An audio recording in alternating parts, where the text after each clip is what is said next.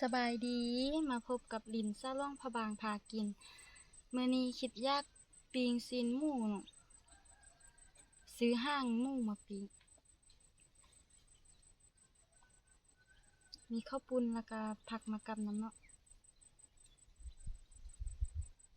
คำแรกชิมแจ่วก่อน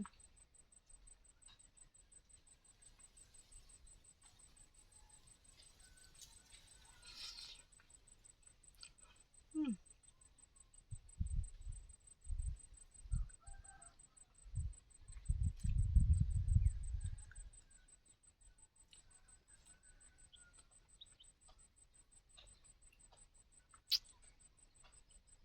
อืม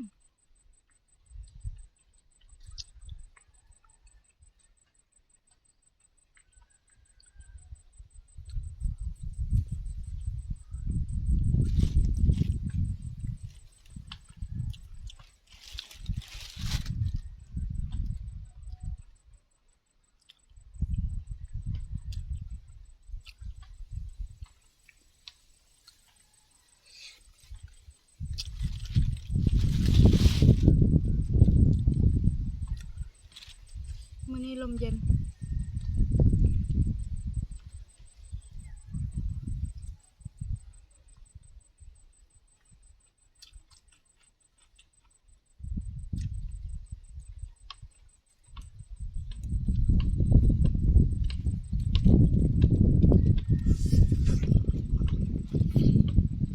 อืม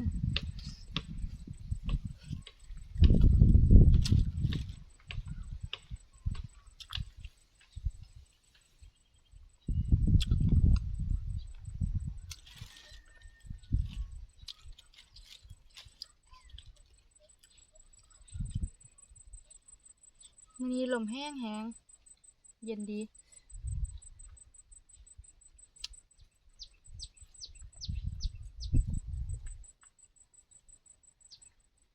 มื้อนี้บ่ได้เอาข้าวมากับเนาะบ่ได้หิ้วข้าวอืม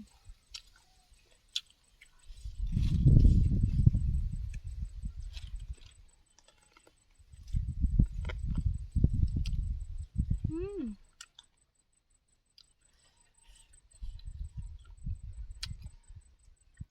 แซ่บมันดี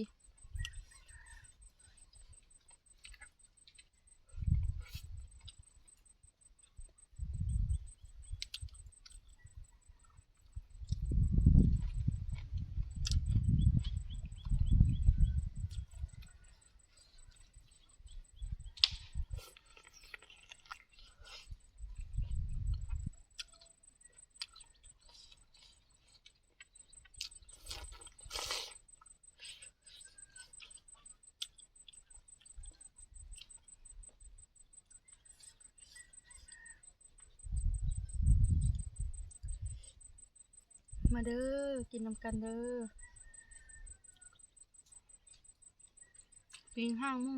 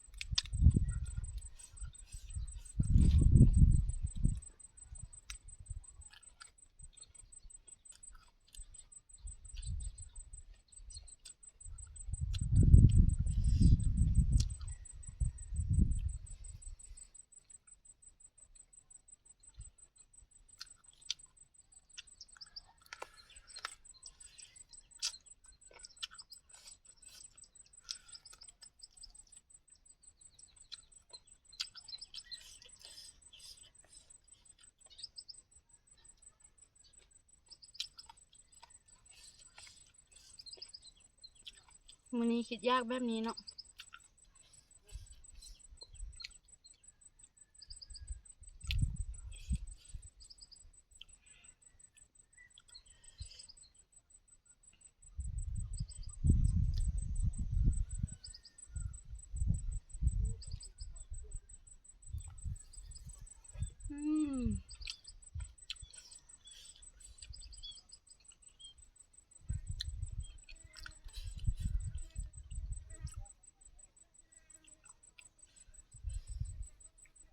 นมหอมดี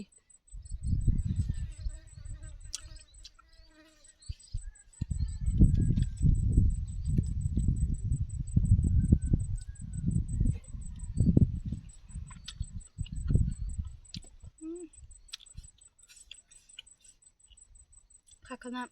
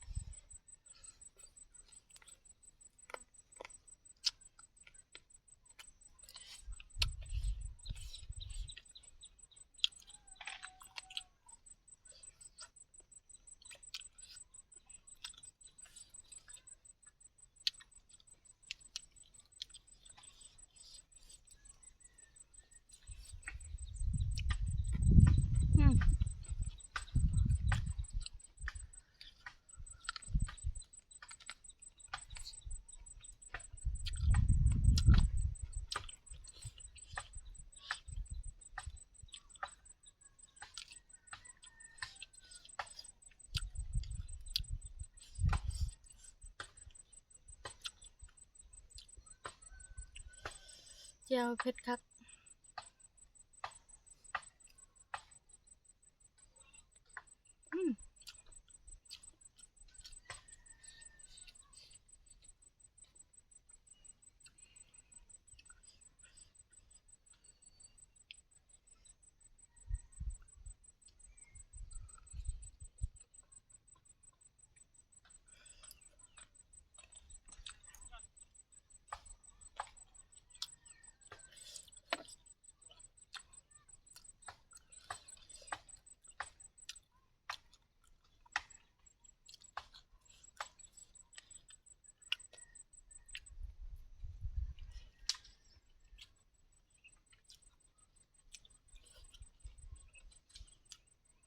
ขอโทษขออภัยเด้อ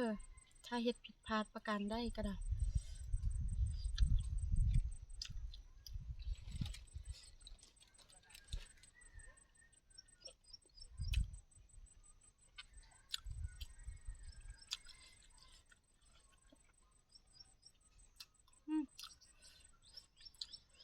เฮีย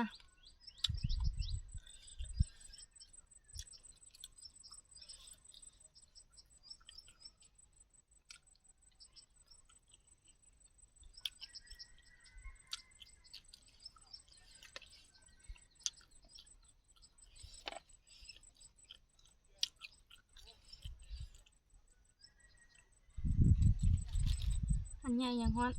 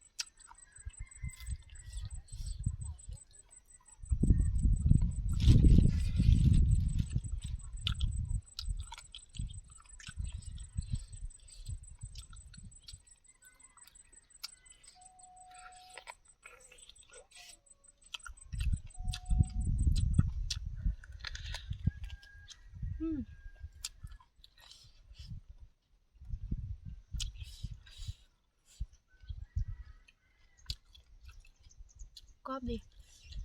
บ่แม่นกรอบ เปลือกดีบ่ผิดขอโทษได้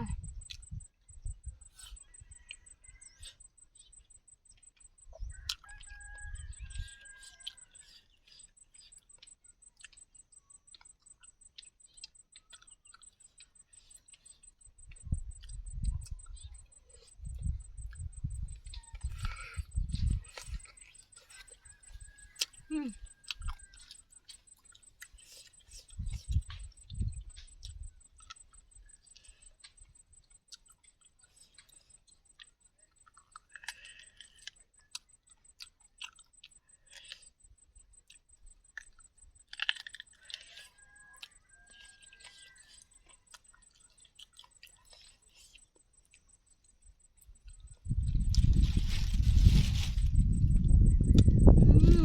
ลมเย็น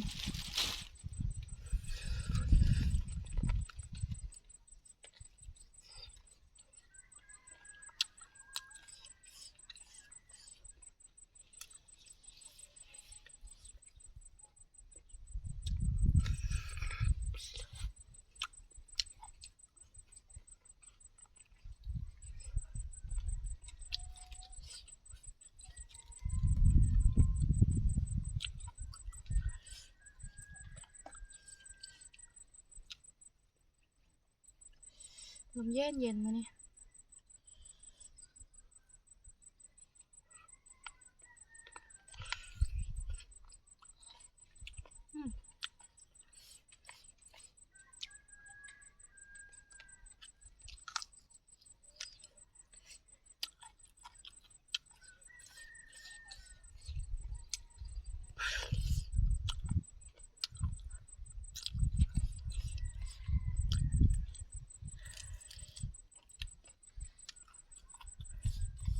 อืม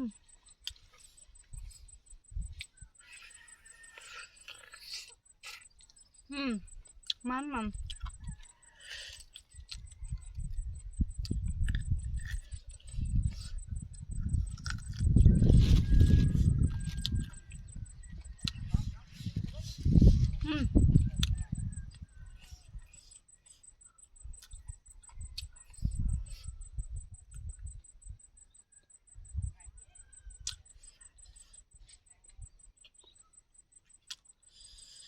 อืมอิ่มคักบ่ได้หิวข้าวเด้อเนาะกินได้น้อยเนาะมื้อนี้เนาะสุดท้ายนี้ก็ขอบใจแล้วก็ฝากกดไลค์กดแชร์ซาวดีเด้อสบายดี